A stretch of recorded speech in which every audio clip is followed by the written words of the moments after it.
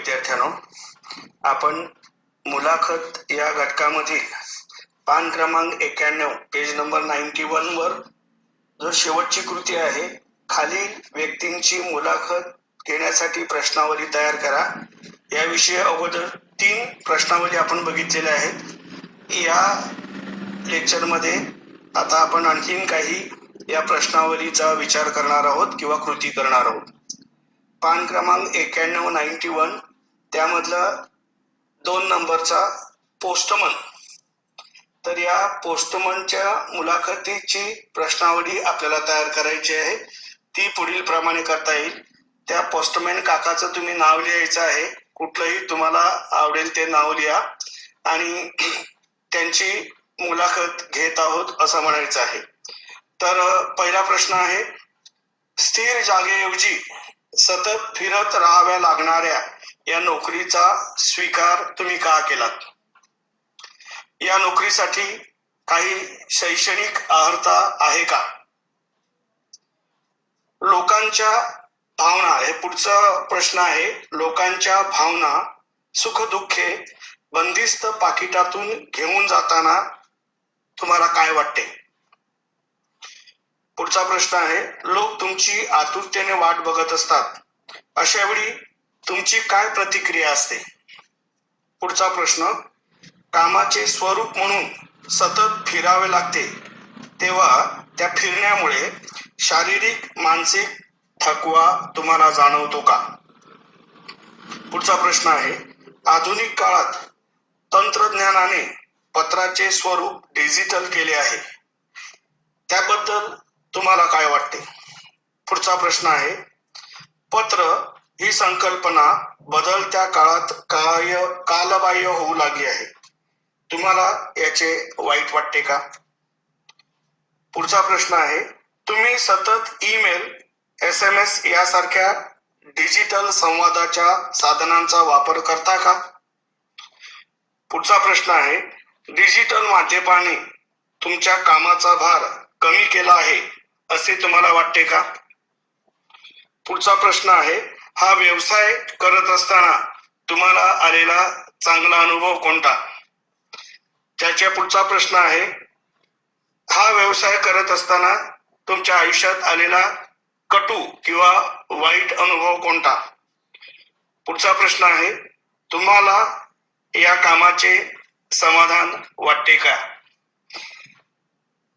इथपर्यंत हे 12-13 प्रश्न आहेत, ते इथे तुम्ही द्यायचे आहेत आणि ही तुमची जी कृती आहे ती इथे पूर्ण झालेली आहे.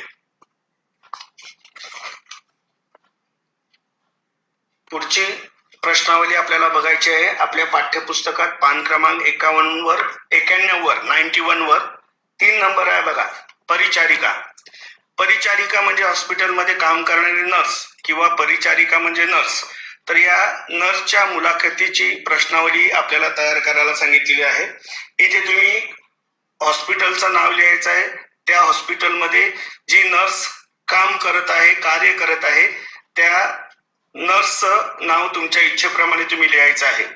तर हिंदूजा या हॉस्पिटलमध्ये कमलाताई या परिचारिका कार्य करत आहे, त्यांची घेतलेली मुलाखत असं तुम्ही लिहून या मुलाखतीला आपण किंवा प्रश्नावलीला आपण सुरुवात करायची आहे. 1. तुम्ही या रुग्णसेवेच्या कार्यात परिचारिका किंवा नर्स म्हणून कधीपासून रुजू झालात? पुढचा प्रश्न आहे, तुम्ही इतर सर्व व्यवसाय खुले असताना परिचारिका हा पेशा का स्वीकारला किंवा नर्सचं काम करणं हे कार्य तुम्ही का स्वीकारलं?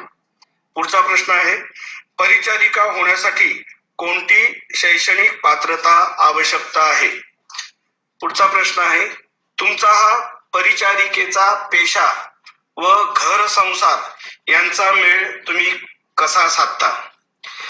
पुढचा प्रश्न आहे, या पेशात रुजू झाल्यापासून किंवा या व्यवसायात तुम्ही रुजू झाल्यापासून ते आतापर्यंत तुमच्या स्मरणात किंवा लक्षात राहिलेला एखादा चांगला अनुभव कोणता?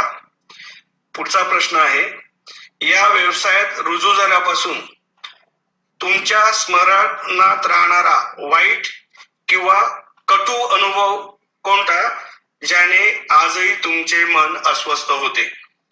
पुढचा प्रश्न आहे, काही वेळा तुम्हाला शिफ्ट ड्युटी असते, पहिली पाळी, दुसरी पाळी, तिसरी पाळी किंवा आपण फर्स्ट शिफ्ट, सेकंड शिफ्ट किंवा थर्ड शिफ्ट म्हणतो, त्यामुळे तुमच्या कुटुंबावर त्याचा काही परिणाम होतो का? पुढचा प्रश्न आहे, कुटुंबातील सदस्य, नातेवाईक, मित्रमंडळी यांचा एक नर्स म्हणून तुमच्याकडे पाहण्याचा दृष्टिकोन कसा आहे? पुढचा प्रश्न, जे रुग्ण आहेत ते रुग्ण बरे होऊन गेल्यावर तुमची ओळख ठेवतात का? पुढचा प्रश्न आहे, परिचारिका म्हणून सेवा करत असताना तुम्हाला कोणकोणत्या अडचणींना सामोरे जावे लागते? पुढचा प्रश्न आहे, तुम्ही तुमच्या या पेशात किंवा या व्यवसायात समाधानी आहात का? तुमच्या दृष्टिकोनातून परिचारिका या पेशाचे काय महत्व आहे? पुढचा प्रश्न, या पेशात येण्याची बऱ्याच तरुण तरुणींची इच्छा आहे, अशा या पेशात येणाऱ्या तरुण तरुणींना तुम्ही कोणता सल्ला द्याल किंवा कोणतं मार्गदर्शन कराल? पुढची मुलाखत आपल्याला घ्यायची आहे ती सैनिकामध्ये काम करणारा जो सैनिक आहे तो सेवानिवृत्त झालेला आहे, अशा या सेवानिवृत्त अधिकाऱ्याची घेतलेली मुलाखत आणि त्याच्यासाठी तयार करणारी लागणारी प्रश्नावली. तर आपला कृती आहे, सेना दलातील किंवा सैनिक दलातील सेवानिवृत्त अधिकाऱ्याची मुलाखत आणि त्याच्यासाठी केलेली प्रश्नावली. आता जो सेना दल अधिकारी आहे, जो सेवानिवृत्त आहे, त्याचं नाव तुम्ही लिहायचं आहे आणि पुढे प्रश्नावलीला सुरुवात करायची आहे. पहिला प्रश्न, आपला जन्म कुठे झाला? त्यानंतर आपले बालपण कसे गेले? पुढचा प्रश्न आहे, सेना दलात प्रवेश करण्यामागे कोणती प्रेरणा होती? पुढचा प्रश्न, सेना दलात तुम्ही कधी प्रवेश केला? पुढचा प्रश्न, सेना दलातील कठीण प्रशिक्षण कोठे व कशा प्रकारे पूर्ण झाले?